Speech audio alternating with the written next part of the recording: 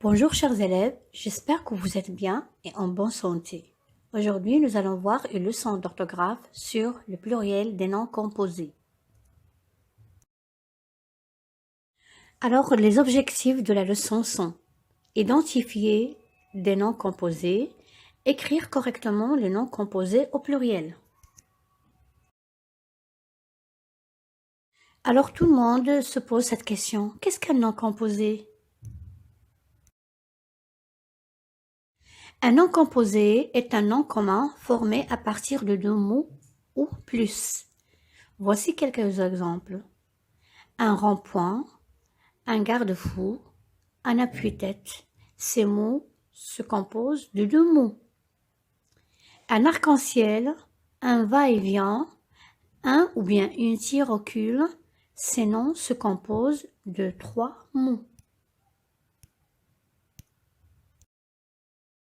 Alors, vous allez vous dire comment on peut composer ces mots ou bien de quoi ils sont formés. Alors, le nom composé peut être formé de deux noms. Exemple, une auto-école. Auto et école, ce sont des noms. Un nom et un adjectif. Un coffre fort. Comme vous voyez, coffre c'est un nom et fort c'est un adjectif. Il peut être composé d'un adjectif et un nom. Un rond-point. Point, c'est un nom et rond, c'est un adjectif. Un verbe et un nom. Un garde-fou, c'est-à-dire garde et fou. Deux verbes, un laisser-passer, ce sont deux verbes ici. Un adverbe et un nom, une arrière-boutique. Une préposition et un nom. Une, un, sans abri.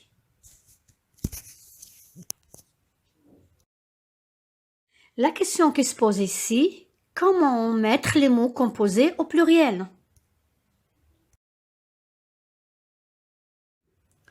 L'accord des noms composés au pluriel. Alors, lorsqu'un mot composé est formé d'un verbe plus verbe, aucun S. Les deux mots ne prennent pas le S des garde-manger. Alors, lorsque le mot composé est formé d'un verbe plus nom, selon le nom prend la marque du pluriel. Des cure-dents, des chausse-pieds. Alors, lorsque le nom composé est formé d'une préposition ou d'un adverbe plus le nom, seul le nom prend la marque du pluriel. Exemple, des après-midi, des sans-abri, des arrière-boutiques. Et lorsqu'un nom composé est formé d'un nom et un nom, naturellement, les deux mots prennent le S, c'est-à-dire marque du pluriel partout. Exemple, des oiseaux, mouches. Et lorsqu'un nom composé est formé d'un adjectif plus nom, marque du pluriel partout, c'est-à-dire les deux mots prennent le S. Exemple, des basses cours. Alors, restons maintenant avec les cas particuliers des noms composés. Quand le nom est précédé d'un article singulier ou qu'il soit se comprendre au singulier, il ne prend pas la marque du pluriel. Alors, quand l'article est de singulier, on n'a pas de problème. Mais le problème, lorsqu'on a un déterminant qui est au pluriel et le nom reste sans S. Parce que ça se comprend que le nom ne doit pas prendre le S et on va voir pourquoi. On a des chasse-neige. Vous connaissez c'est un déterminant qui est au pluriel. Chasse, c'est un verbe. C'est pour cette raison il ne prend pas la marque de S. Et neige, on dit la neige, pas les neiges, d'accord? Ça se comprend que le nom doit être au singulier. Des trompe-l'œil, la même chose. Des chefs d'œuvre, des arcs-en-ciel, des arcs dans le ciel, c'est-à-dire ce ciel. Alors, pour le deuxième cas, vous devez faire attention. Le mot garde s'accorde quand il a le sens de gardien. Alors, quand le mot désigne une personne ou bien le nom d'une personne, le gardien ici il s'accorde parce que c'est un nom. D'autres cas, non. Par exemple, on a des gardes malades. les gardes malades. Alors ici, garde, ça veut dire, il a la signification du verbe.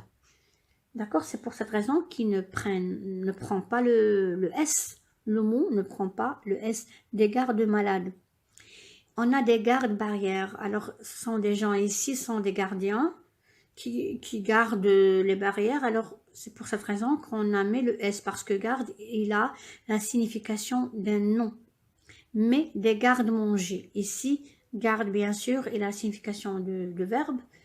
Et manger, c'est verbe à l'infinitif. Ici, les deux ne prennent pas la marque du pluriel. Quand le premier élément d'un nom est un préfixe, comme ce terminé par O, ce préfixe est invariable. Alors avant la réforme d'orthographe, on écrivait électroaimant, des électroaimants. Maintenant, on écrit le mot entier, c'est-à-dire elle est soudée. Électroaimant. Passons maintenant à un exercice d'entraînement. Entoure le nom composé correctement orthographié. Les ronds-points sont des places circulaires d'où partent plusieurs avenues. Alors là, on a le déterminant au pluriel, on doit avoir un nom qui est au pluriel. Certaines voitures ne disposent pas de repose-tête. Alors vous allez voir, de repose-tête, ça doit être au pluriel aussi. Les pare-brises des voitures doivent être très propres.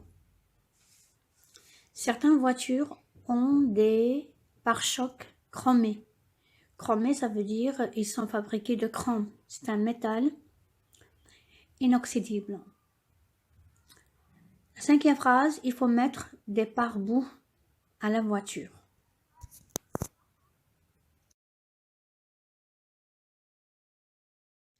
On passe maintenant à la correction. Les ronds-points sont des places circulaires d'où partent plusieurs avenues. Alors, rond et point. Ce qui est juste ici, le déterminant est au pluriel. Alors, rond-point, c'est-à-dire rond, c'est adjectif et point, c'est le nom. Alors, adjectif, le nom, les deux mots prennent la marque du pluriel. D'accord? Les deux prennent le S. Certaines voitures ne disposent pas de repose-tête. Alors, on a verbe, repose et nom.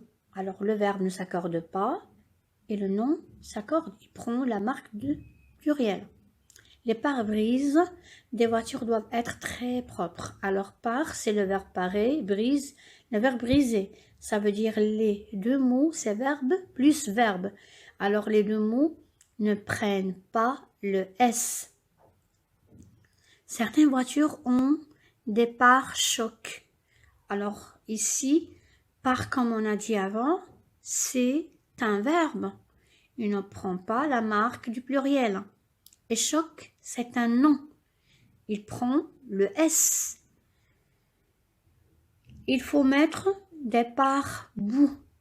Alors, pare, comme on a dit, c'est un verbe. Il ne prend pas la marque du pluriel. Il ne prend pas le S. Et boue, la boue, c'est un nom. Il prend la marque du pluriel. J'espère que ça a été clair et vous avez bien compris. À la fin, merci pour votre attention. S'il vous plaît, vous allez voir la rubrique « Je retiens » page 158, mes apprentissages. Et le devoir que vous aurez pour cette semaine, c'est l'exercice numéro 7, page 159, mes apprentissages. Au revoir et à la prochaine.